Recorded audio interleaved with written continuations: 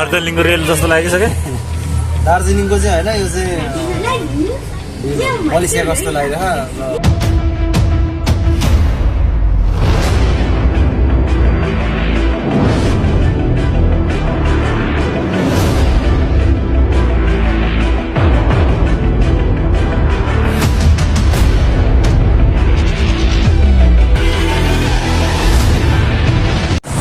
Hello everyone, good afternoon.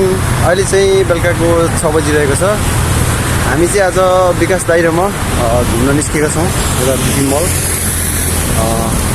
विकास दाइ, के छ बिबी मल त जानलाई हामी खास के काम थियो होला यसो भनिदिनु पऱ्यो। यहाँ काम त त्यही हो नि, घुमघाम यसो घुमघामको लागि आज छुट्टी थियो। छुट्टीको दिनमा अब यसो दाजुभाइ मिलेर अब जाउँ न त, माइन्ड फ्रेस पनि हुन्छ भनेर चाहिँ आएको हो।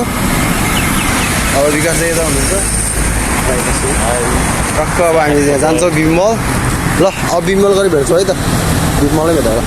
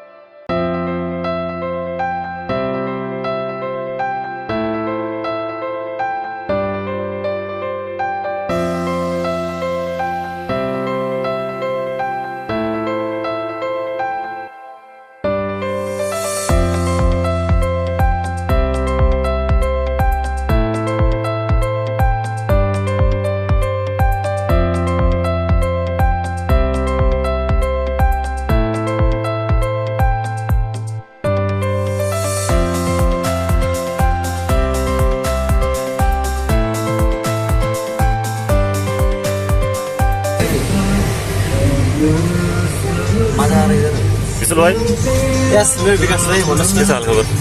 बिन्दास। कस्तो लागिरहेछ रेल चल्दाखेरि? दार्जिलिङको रेल जस्तो लागिसक्यो?